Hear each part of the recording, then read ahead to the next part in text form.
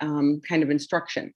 And so that's really the basis, longstanding basis of our desire to always provide equitable and high quality services to the folks we are very intentionally reaching out to, both as enrollees and as staff. When we began, like so many places, really also intentionally digging into our DEI work and our journey to become anti-racist and to really, I guess I always say, just to really become who we are meant to be. One of the very first things that has come up is that we want to be, and we say we are, a dual language program. The way we operate does not value Spanish speakers as English. And so it was one of the first things we did in our work with a consultant was to develop a change team made up of staff.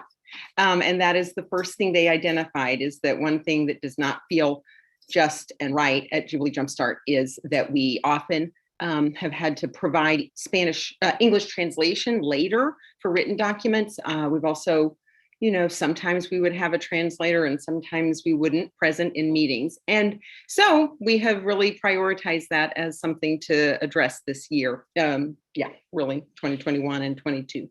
So what we've been doing is really using interpretation services much more, and getting real clear on how costly that is and how important it is. And so that's one reason we wanted to make that part of our request of the ANC, is to support us in that journey of becoming a truly dual language place, so that we can actually serve our very, very local community of both potential staff, current staff, and also current families and potential families. And so the items that Celeste mentioned, the biggest piece is really always having a qualified interpreter present with us in staff trainings and meetings, and also parent meetings. But also, and part of that is, like you all know, making sure we've got the technology in place to do it, because many things are virtual. But the other piece that we're really trying to grow into is providing more professional and high quality written translations, so that they're both better, higher quality, and also available simultaneously at the same time that we're providing communications in English. The last thing I'll say is, of the last bullet or item, is that we also have identified that for years we have leaned on staff who are bilingual to provide really in the moment interpretation and translation. And we've learned and grown in our awareness that that is really asking for people to do extra work uncompensated. And so that is why we're also wanting to develop a small stipend, so that when we ask people to do things well outside their normal job requirements, that we provide a bit of compensation for that. So that's it. Great, thanks for walking us through that. Mm-hmm. I had a couple questions, and then I'll let my fellow commissioners weigh in too. All right. I wanted to ask, so would this support all of your interpretation and translation needs for the next year? No. Portion? Okay. Just a portion. We have also written it into our current, our new proposal to the Mayor's Office on Latino Affairs, who have, and so we expect that they'll be providing a bit of funding for it. And also we've just already been, pulling the funding from just from our operating funds anyway. And so we will continue to write it into some things. We expect that this would take care of probably right around half. We're hoping that the MOLA piece can handle another part of it, and probably not all of the rest of it. And then we find a way for the rest. Okay. Mm-hmm. So then without this, you would, if you win the MOLA funding, you'll maybe have half covered, but yeah. You wouldn't be able to cover all of it. Mm-hmm. Okay, and then given this is something you're looking to do long-term, do you have a sense of where future funding might come from to continue this?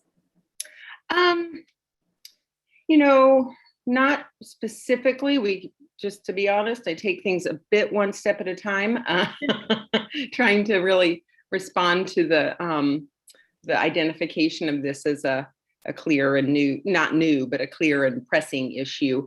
No, but we earn approximately 2/3 of our income, and then we fundraise 1/3 of our budget. And so we've got a lot of opportunities to seek, to work, to write it into and develop proposals from other funders in future years, definitely. Last thing, just before I pass to my colleagues, and this is more of a comment, it's just that I did send this to the Office of ANC in advance of this meeting to get their review. We don't have it yet.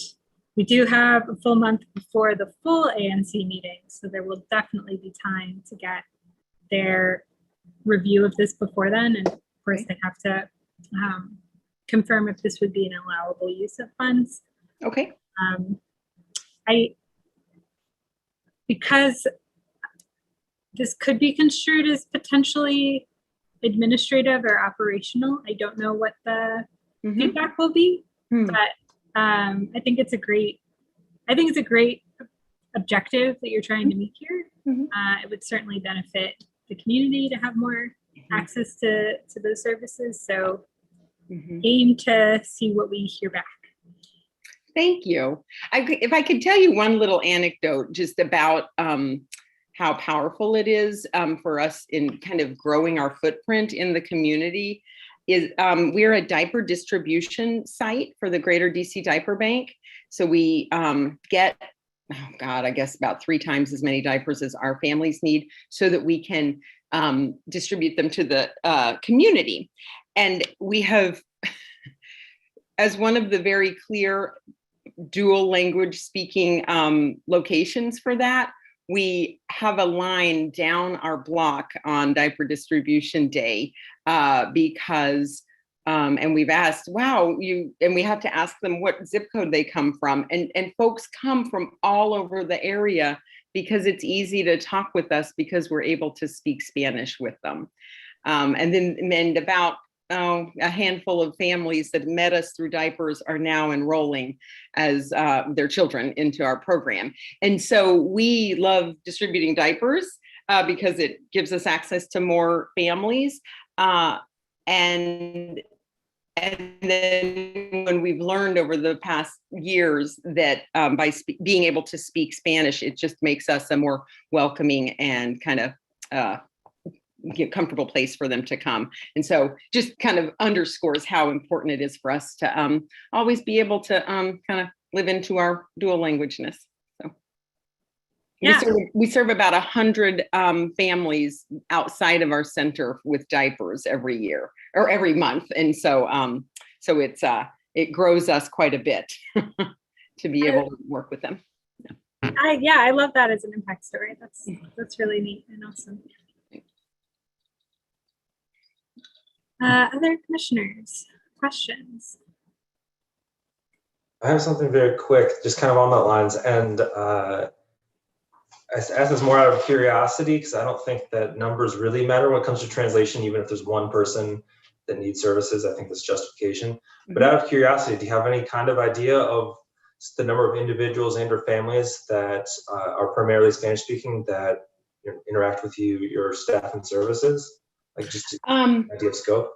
About 60% of our teaching staff are Spanish speaking, and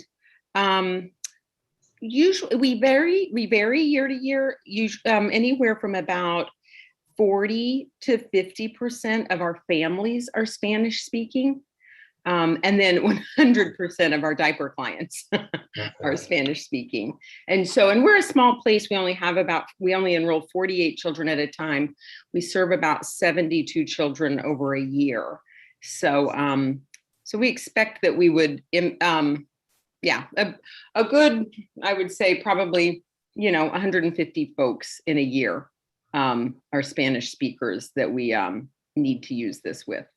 I know this is kind of a lot of things that are sort of new, especially your whole transition, but in terms of, like, is that a stable number? Is that trending up, trending down? Do you have any idea of what's looking like? It's stable in that it moves within kind of a window. So some years, I know this because every year with my MOLA grant, I have to document. Some years we are solidly half and half, or you have 50% Spanish speaking and Latino families, and sometimes we're a little bit less, and sometimes we're a little bit more. So anyway, but not wide variation. So we don't go from like 80-20 to 20. You know, it's somewhere right in the who's at 40, who's at 60. You know, something like that. Yeah. Thanks for sharing. Yeah. Mm-hmm. I didn't have any questions, but I just wanted to just commend you on this project. I think it's really important that these services, I think that making sure that you're not just relying on the team and then just add that is really important. And I think it's great, and hopefully we can get this through all of the hoops. But yeah, thank you. I have to tell you, it was one of the what do I want to say? You know, one of our goals is to be a workplace of choice for the early education field, and because it's kind of a shitty field, yeah, I guess that's recorded, but it's a hard field to work in. And so we try to hear and know what makes it a better place. And so to learn that we already feel like we ask so much of caregivers and teachers, and then to know that when we think we're just asking for a little bit of translation, that's a big ask sometimes. And so I was so appreciated the staff sharing it with me so that I could know that that's not making us a great workplace. So anyway. I mean, I think it's fair. I mean, we kind of laugh a bit about it, but the fact is that your field's very underfunded and you shouldn't have to go through this process. So glad to be here to help. I mean, I can't speak for all of us, I'm not the chair, but I'm glad that we at least can offer you something, hopefully. Well, I just tell you, I appreciate your interest and support. Just even, hearing about it. We have been so grateful for many, many years. You all are newish commissioners, but I always am so glad to get to meet with you all and, appreciate the support you provide all of us in the community. Yeah. And we're grateful for all the great work you do for the community. So it goes both ways. Yeah. We only have a small group of attendees, but if there's any questions around the grant, feel free to raise your hand. I haven't seen any, which generally means probably aren't. Hey, I just wanted to ask Dee Dee, the proposed funding that council has from the tax increase to that deals with, I think it is early childhood, that the conditions you just spoke to, would that help you guys? Yes, we the mayor has been very supportive of and using her various stimulus and recovery money. Childcare has received some infusions of funding, kind of 2 or 3 kind of recovery grants over the year, and definitely, and I want to I always say in as public a setting as I can, we are currently operating in what we kind of call a COVID rate, which is for our low-income families. We're being reimbursed at a higher kind of COVID-oriented rate that she has used some of that funding for, and it's been remarkable.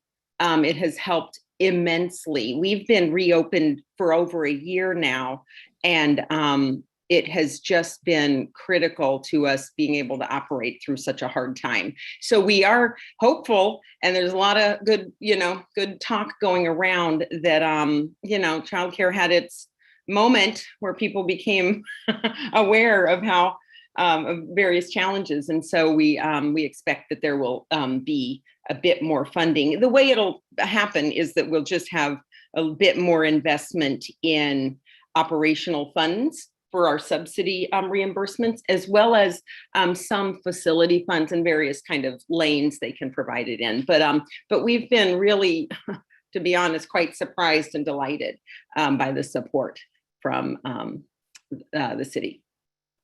Thanks. Mhm.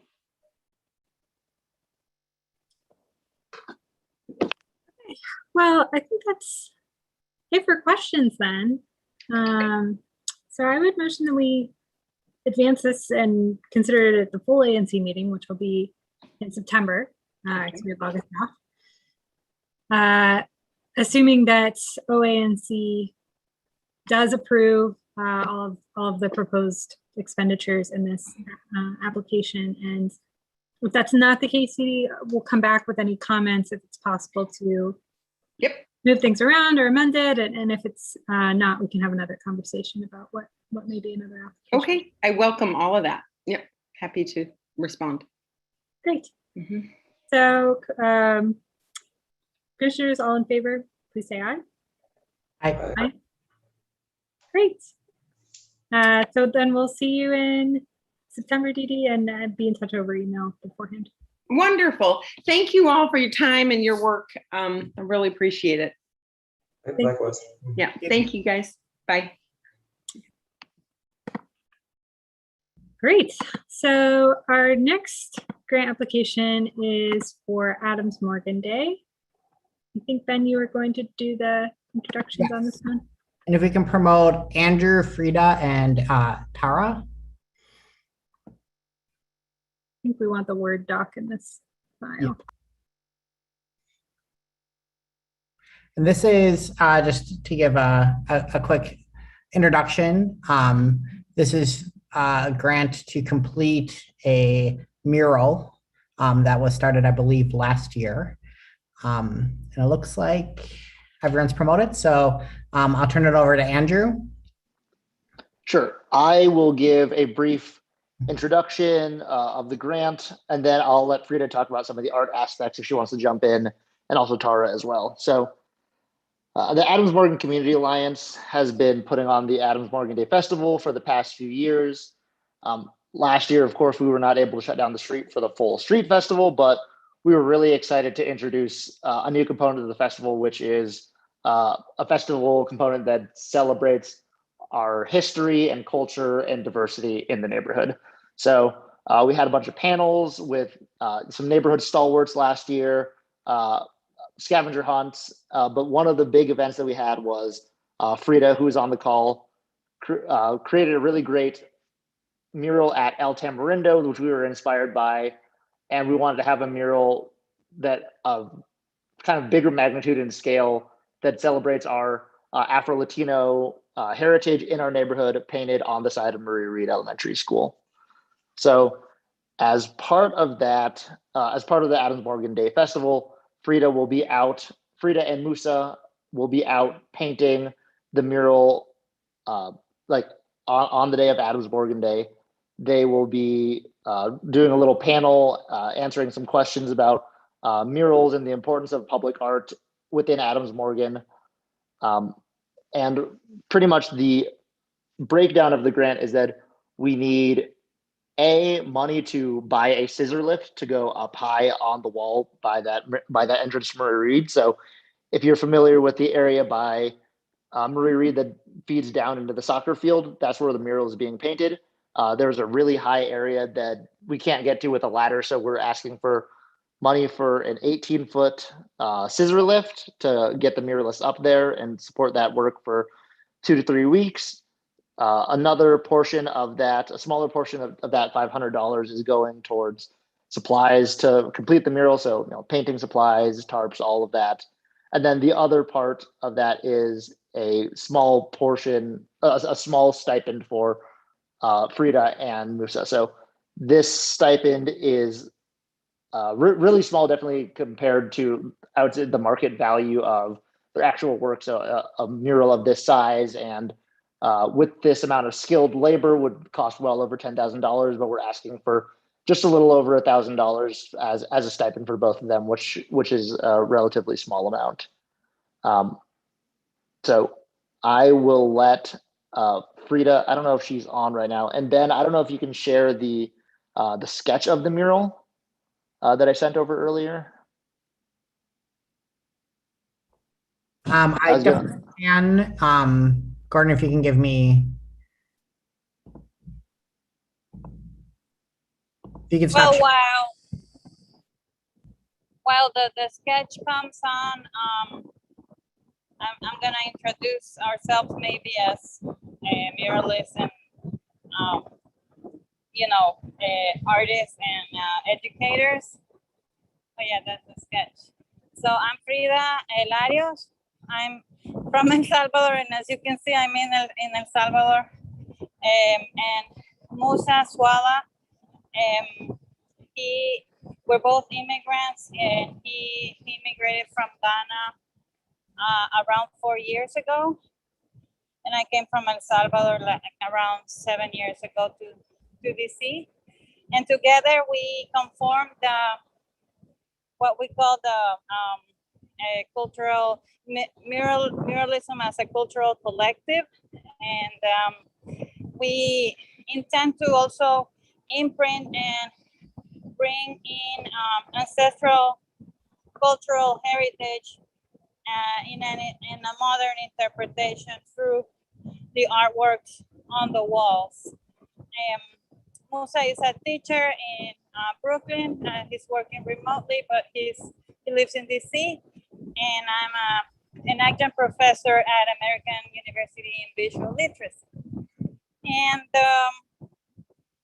I've collaborated in the past with Mary Reed,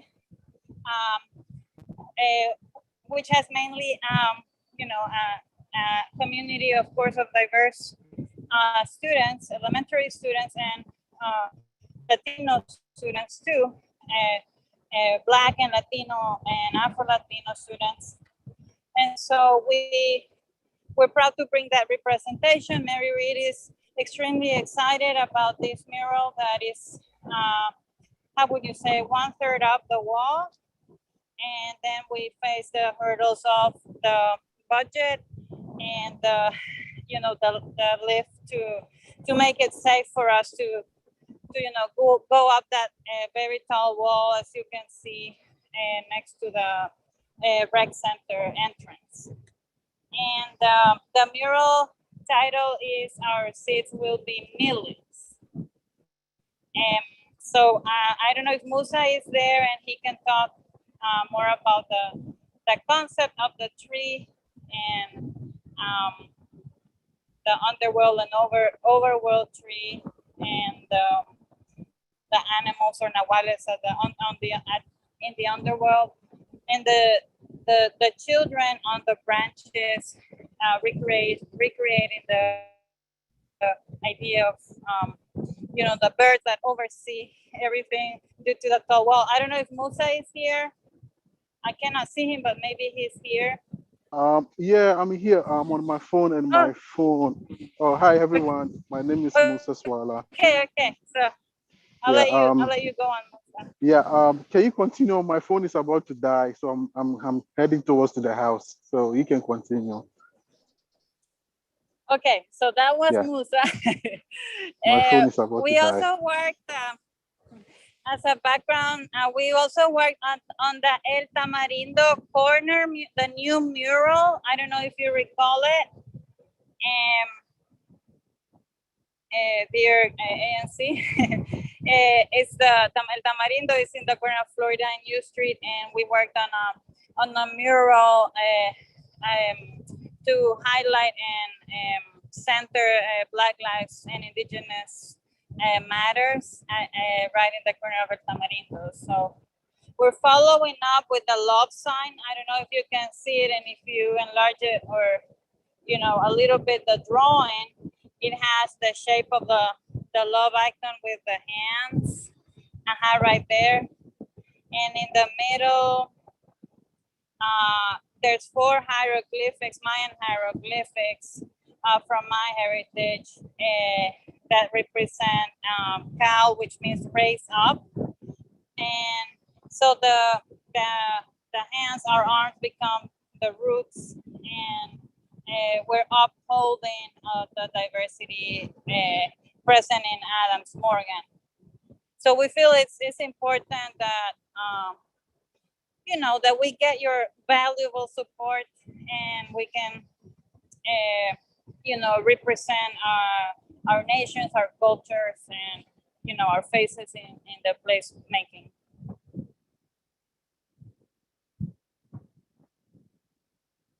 Are there any questions, or Andrew, you want to add something, or Tara? I saw that Kristen added a question about whether we could add a plaque onto the next to the mural to kind of give context for what the mural is. I think that's a great idea. We'd have to look. We have not priced out any costs or anything like that for that, but that is definitely something we would like to look into.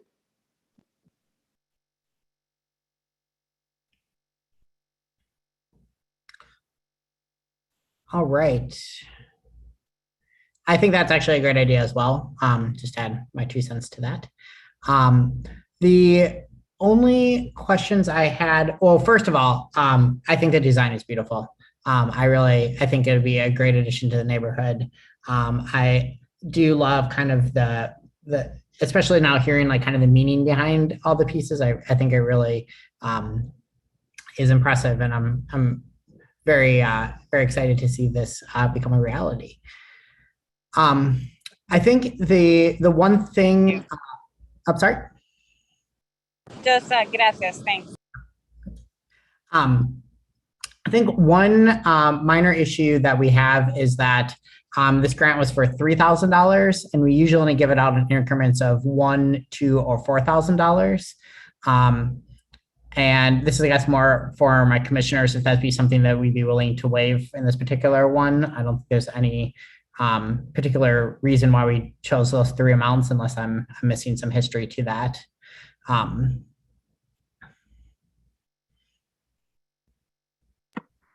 don't know of any. Ironically, I had to pull it down from the agenda today because I need to again get it through from our ANC, but we're going to have to revise the grant policy and guidelines anyway. So I don't see any reason for us not to discuss that in September also. Okay. Yeah, that might be something to bring. Yeah, I think that would be, we should check with Megan, but I think that would be really sensible. Yeah, I agree. I mean, it's a discussion for another time, but we could probably be more efficient with grants if we could at least have more options, if not just tailor it to what the needs are. Yeah. And I was gonna add on. We would definitely be willing to accept the $4,000 grant if we could include the plaque and then an increased stipend for Frida and Musa, especially because I think the value of their work is going to be so high relative to what we'd actually be paying them, and any additional amount would help. And then we can also help fund a plaque to give some more context around the art. So I would definitely be willing to amend it, the grant itself.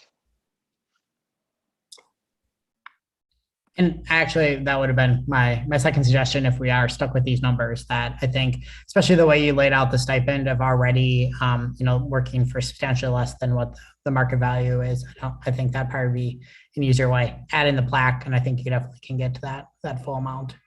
In addition to that, I didn't really have any specific questions on the grant. I think it is a great addition. It's completing something that started in the neighborhood, and I think it has my full support. And I just want to add something little. We are planning on creating a GoFundMe to complement your valuable grant.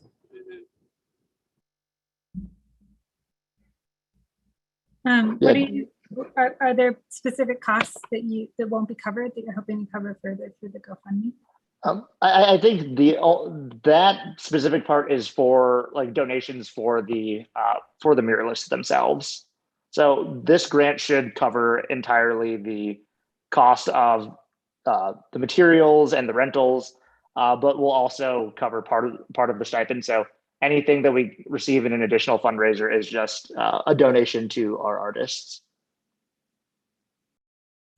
Andrew, I did have one question just on the actual rental, the United rental. Is that located in DC, or did you see if there's any opportunity that there might be something in the neighborhood that you could rent it from if it's not? Yeah, that is a Maryland-based. Well, the United is a large national rental company, but we would definitely be willing to look into large rentals. I think you all know Josue Martinez. He runs the Corinto Gallery. That was just his suggestion for a vendor for a lift and things like that. But we would definitely be willing to look into a local sourcing for that. Great. That'd be great. I do not know if it exists, but I think it's at least looking worth it. And then I saw that Kristen also added a question about doing a plaque in both Spanish and English, and I think that's also a fantastic idea. Celeste, I think you had a question. Yeah, this is obvious, and I'm sure it's the case, but you all have been in touch with folks at Murray Reed, and this is all cleared with them and everything. Okay. Yeah, we had contact with them last year, and then we came up with tentative plans to continue this spring, but we weren't able to get the funding we needed. So we pushed it off to this Adams Morgan Day, which will be September 13th. Okay. So. Great. Oh, sorry, September 12th.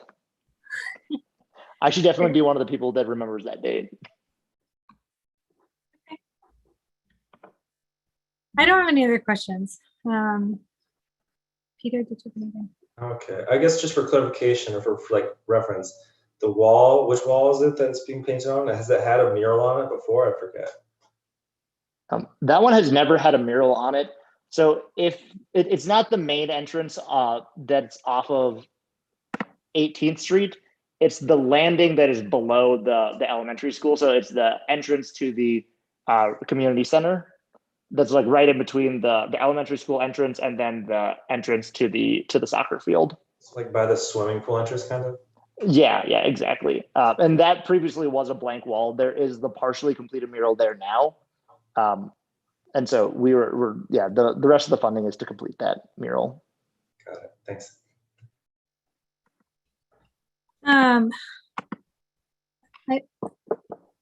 So we have, just thinking, I just thought about this. Our ANC meeting in September will be September 1st. Is that right? I think so. I'm just double checking our calendars. Yeah, and the event, so the soonest we can approve this is the 1st. Even if Megan could potentially process the check, even if she processes it the next day, fastest we could get the money out the door would be the 2nd. Event's the 12th. We can't back pay for anything. So the cost would have to be incurred after you have the grant approved and the money sent out. Is that going to be feasible? I think that's doable. Like, I think we can make the reservation for the lift, and I think that's the only piece that will require any sort of coordination. So I think we can work that out where we can pay for the lift. We can reserve the lift and then pay for it when it gets delivered. Okay. So. Yes. And then I think one question operationally. Mm-hmm. So what happens is the grant will go next to the OANC, and then the final step is the full ANC hearing, right? Okay. So by the time it gets to the last ANC meeting, we'll know that if it's like legally approved. Yeah, we should have clarity on that. I mean, that's our problem because the ANC could approve this, spend the money, and then the problem is the city could say that we shouldn't have spent the money, and that becomes a problem for us. But you would get to keep the money, so don't worry about that part. Okay. Yeah. but that's the process. So if OANC has any questions, they probably won't. I think this is a more straightforward one. But if they do, we would come back and share that with you and discuss if there need to be any changes. If you are planning to, if you want to include the plaque and you want to change the amount, I would suggest you update the application, because we want to run the actual, like, whatever is most accurate by OANC, because after they've seen it, we can't change things without having to go back through that process with them. Okay, cool. I'll get that to you guys as soon as possible. I'll amend that.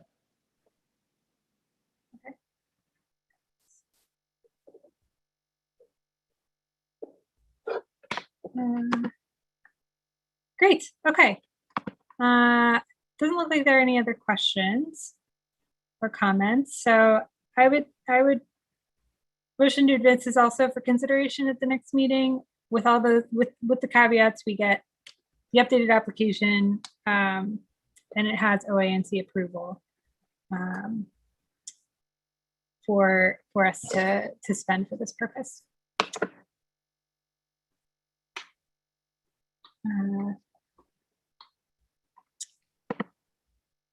I think I formally need a second. I skipped that on the last one. Stephen? Second. Matt, thanks. All those in favor? Aye. Aye. Aye. Great. Okay, so we'll see you all in September then. And the meeting information is on the ANC website. So please just plan to join. It'll be similar. We do a short presentation and then a similar discussion with all the other commissioners. Okay, awesome. Thank you guys so much. Okay, thank you. We'll look out for the updated application soon. Thanks. Thanks.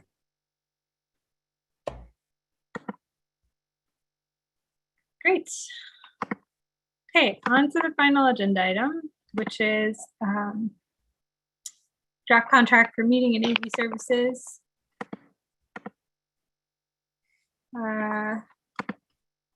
Maybe I wonder if it's a bit ironic to have Gordon projecting his own draft contract, but I got it.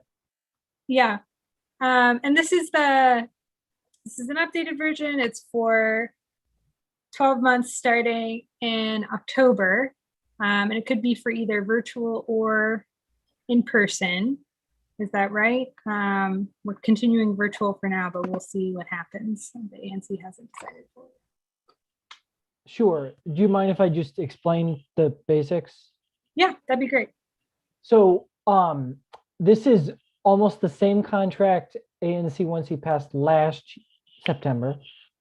The big change is an increase from about $300 a month to $500 a month. And that increase is for one reason, which is that hosting a meeting like this gets very complicated when it becomes hybrid. And there aren't realistic support services coming from OANC where like they'd hire a company to do that. That's much more organized. It seems like we're going to be on our own for the next while. And so this amount of money per month makes it so that I can use a combination of the equipment that the ANC has already bought and my own to host meetings however the ANC chooses to. So virtually and in person, allowing for everyone in the community to participate virtually. But everything else is the same. There's a clause to, in case we have special call meetings for an hourly rate there.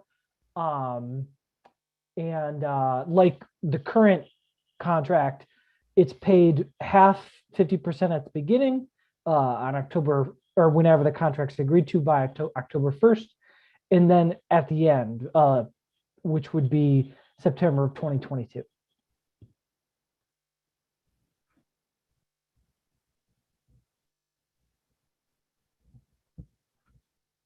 Okay, and yeah, I saw you included rates as well.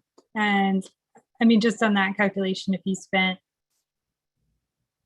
2 hours in each committee meeting and then in the ANC meeting, that would seem to, and those were virtual, that would seem to total that amount anyway. Even without meetings potentially running longer, being in person as well.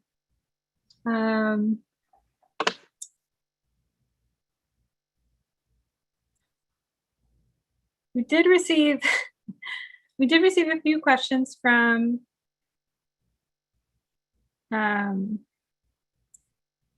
community members.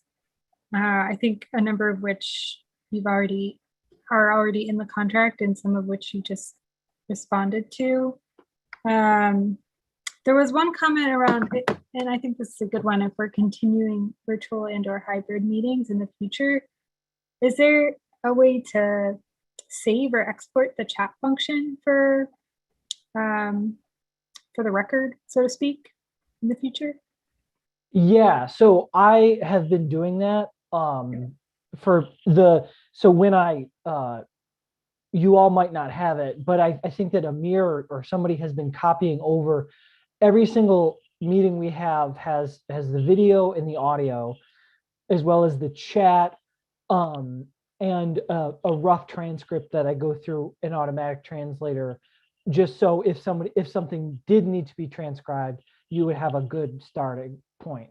So that should be, like I said, I can share that link again but if the community would like that, that's something that Mary can put on the website or link to in the minutes or whatever. Okay.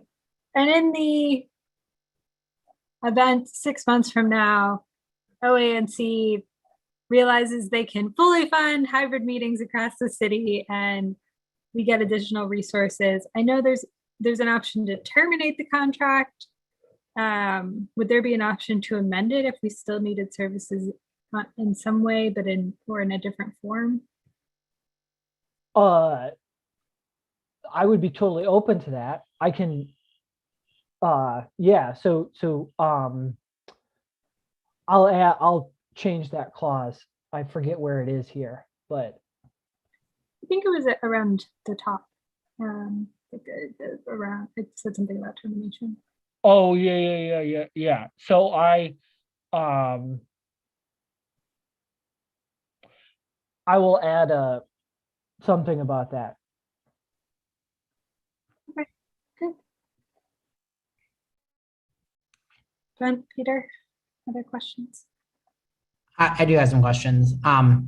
First, I do think we're probably going to be in a hybrid environment pretty soon. That, as you said, really adds a lot of complications to this. And, my biggest concern is just that the community members that aren't able to attend in person have a relatively same experience. And so I'd like to hear just a little bit more about what's your vision for how a hybrid meeting, like how you would produce a hybrid meeting, and then any past experience you've had in a hybrid, because I do think they're quite different than virtual meetings. And I would be a little concerned if there hasn't been something you've done in the past. Yeah, I've done a lot of them pre-COVID. There were debates for in the primaries for 2020. I did hybrid where all the million candidates for each different council position and such. I've worked with the Way Home campaign, which some of you may know, and the I'm forgetting the name. It's a something league. They're a prominent political LGBTQ organization. But so we had multi-hour meetings that were debates, and they were in person, as well as people, members of the groups calling in for questions. My vision for it depends upon how you guys would like to do it. but ideally, I would be able to like when we normally go to community questions and comments in the normal course of business, that Amir or whoever was directing the discussion would say, Gordon, are there any hands raised? Or is there any community concerns that people want to give virtually? And so the way that would be presented in the room is that there would be a monitor large enough to where pretty much everybody could see. And then there would be a speakerphone so that people could hear what was said and people in the room could respond to it. And I've mapped it out in my head or whatever in the Mary Center room. And then I'm also doing something similar for ANC 4B, where they're in one of the police district community rooms. And the good thing with Mary Center is they have good internet connection. And it's a little bit more complicated at the police district, but that's my vision. It's trying to just add a step to the normal course of considering agenda items where people can speak and be responded to, on a resolution or whatever. Okay. I think, at least for the full ANC when we're looking at this, I think having an actual kind of like spec out of what you're talking about in terms of what equipment, what that looks like, even kind of a basic room set. I know we might not exactly know where we're having the meetings and, especially in the future, but I think that would be very helpful in terms of what technology you're going to use, and just an ability. I think how you described it sounds good, but I think until I know what technology you're planning to use, really changes the feasibility. I'd also say from my perspective, I think that for the virtual participants that it's very important that we have some sort of, I don't want to say like MC, but like a in-person monitor that's really making sure that they understand where the meeting is, really monitoring the comments, and is really focused on making sure that, if there's a pause in the meeting, people understand why there's a pause. If there's any technical issues that we're, describing that. So I think having that written into the contract, a little bit more of kind of being, playing that role, I think is important, as well. Those are my main questions right now. I basically had the same questions and thought, I think, man, you hit them all. But I mean, it's like the full ANC is, I think, the appropriate place to hit all the kind of gritty details.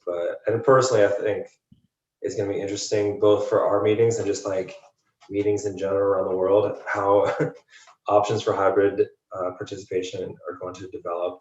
I know some of it's probably not in your hands, Gordon. It's kind of just like globally, the technology is still kind of sifting its way through, but look forward to seeing what you have.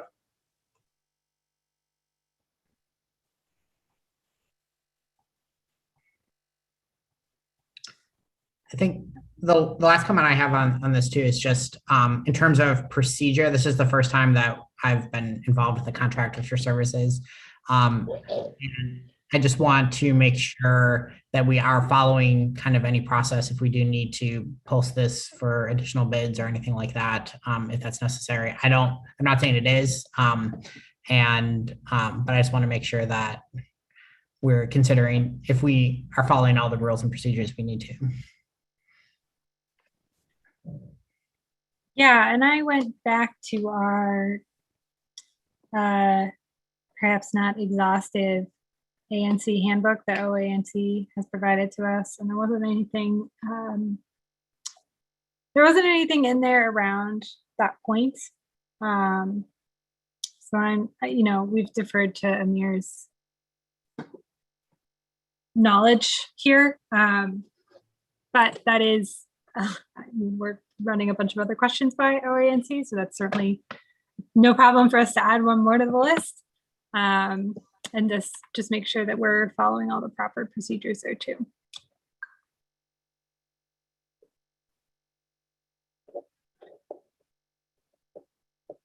Okay, I see a question from the audience.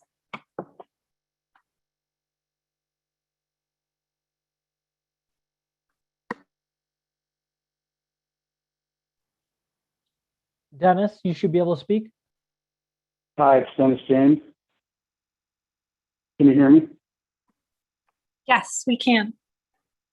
Okay, great. I'm very interested in this topic for numerous reasons. I emailed the committee plus Amir on this afternoon. I hope you were all able to see it.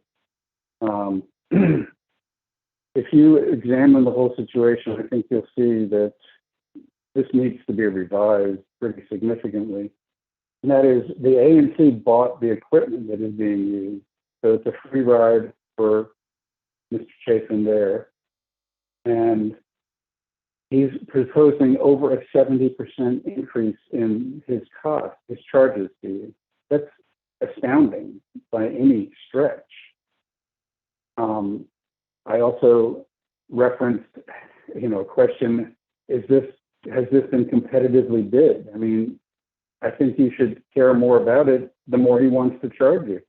If it was just $100 or something, it's some small amount, then okay, not much. And it's probably not worth spending the time to competitively bid something. But does anybody have any idea what anybody else is charging to do this work? I think it's a very relevant question. I think I made 7 total points. Some of them were about Gordon not being,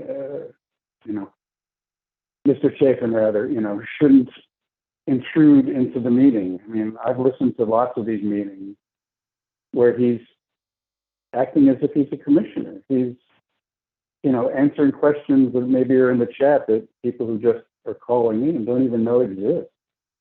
And that's not his role, it's something altogether different. He's just there to make the connection, push the button. And anything more, we don't have 9 commissioners, we have 8. I really am worried about it. And I'm also worried about the political side of it, where, right next to ANC 1C, it says Street Justice, which is a very opinionated blog. And, the ANC, I hope it wants to be objective. And if it's aligning itself with Street Justice, it can't really call itself objective.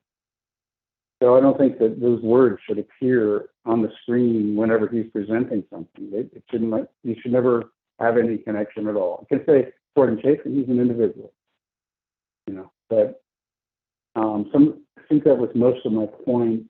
But one did occur to me. Well, it would be easy to add a clause that said, and I think you touched around it, but I'd be a little more specific. If in-person meetings become possible, and or if the Office of ANC, sets up some sort of universal way to do this, then the contract may be amended to fit those situations. That's really rough language, but the idea is there. So anyway, I do think I think this is relevant too. I don't know where anybody gets paid half up front, maybe after producing 1 meeting, and then there's 12 more meetings to go. I think it's easy to set up a billing system monthly or maybe a quarterly, but it's crazy. I know Mr. Chafin was not even living in the district for quite a long period. He was living in Florida in his parents' home recently. And the ANC, I'm assuming the ANC's equipment followed him there. This doesn't really seem, the way to do things. So I think that some of these things need to be ironed out and to be more specific in the contract. I think that's what I want to say. Thank you. Although I'm happy to, stay unmuted if there's going to be any back and forth.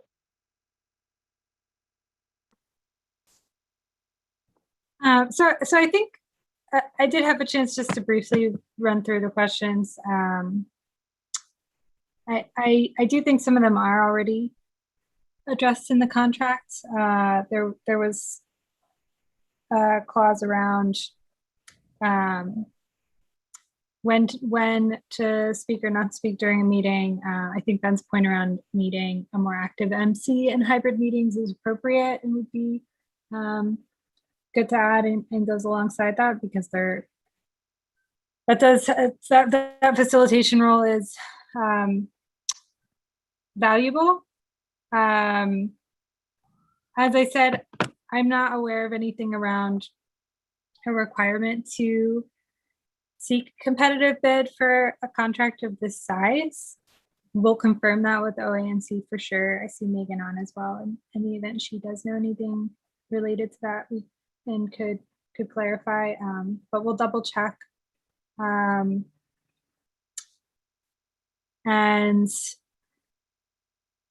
on the How about payment a basis, 70% increase? I don't see where I'm not calculating a 70% increase from the original cost. There certainly is an increase in cost. I would actually be curious to hear from Gordon if this is the rate. If you were working with a private company, what rate you would charge for these types of meetings? Sure. So this is a below market rate. ANC 5E, which is my home ANC in Bloomingdale, Eckington, Edgewood. They pay a company to only record, no broadcasting, no participation. They pay them $500 a month. So this is below market rate. And I would also add that the prices for these services are going up a lot right now, specifically because there's an extremely high demand for it, and the hybrid meetings are much more complicated. So I'm doing this because to do hybrid meetings, it requires my own equipment, which I'm going to document and share with everybody in the public. But yeah, it's a below market rate, and the ANC and the ANC's pre-existing equipment will be a part of it. I would just add that, just in my day-to-day operations, we have done a lot of contracts like this, and this is below market to the level that I want to make sure that you can actually do the hybrid meetings. And I think that this raise would cover the hybrids in general. Also, in terms of paying 50% of a contract upfront is pretty standard for AV. Obviously, you're not paying the full price, and it looks like the rest of it will be coming out through next year, through 2022 of September, which is when I've gone through AV contracts, this seems pretty standard in general. Yeah, I'm also very if we have that there's an existing termination clause. If that's revised to include a amendment clause, really giving us a get out of jail free card here to change this if needed. If we, for some reason, choose to go back solely to in person and never have a virtual meeting again, or to only be virtual forever, or for some other unknown change that happened. I would say, though, the one comment I don't think we've touched on is the pieces that are labeled street justice. I think that should be something looked into if that can be removed. It was confusing for me when I first started exactly what the relationship was between, and I was a new commissioner. So that I can understand that there might be confusion with that. I know that might not be possible, but I think it'd be something at least to look into. Yeah, sure. So the street justice stuff comes from it's Zoom stuff, because that's what the Zoom account is from. It's the part of the and I can't remove it. I've gone through Zoom customer support, all this stuff. So and it's a business, it's a relatively expensive account. So part of also this rate is baked in the time using the account. If I didn't have this contract, I would cancel the Zoom service. So I and Amir has asked me about it. He asked me about it last summer, I think, and I pretty much exhausted. I would have to completely close the Zoom account and start a new one.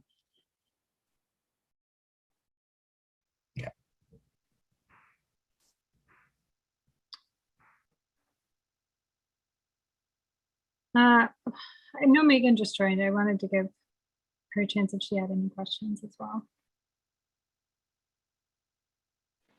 I don't have any questions, I don't think. I know I may have missed some stuff, so I can certainly follow up if I have some, but I did want to just add that I don't know of any like requirement to seek competitive bids or anything. And also just, in my experience as well, this does, as Gordon said, and as Commissioner Booth said, like seems to be below market rate.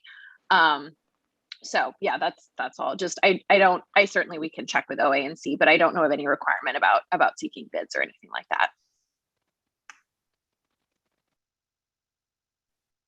Okay.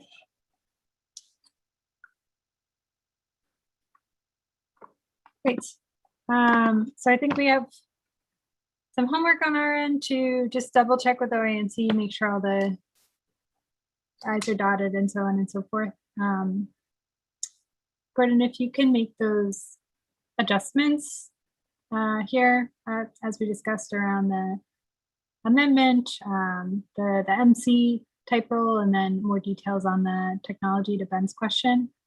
I think that will probably address any potential questions that would come up with the full commission as well. But I think we should definitely move this forward for discussion in September, since we need to continue having meetings in October. And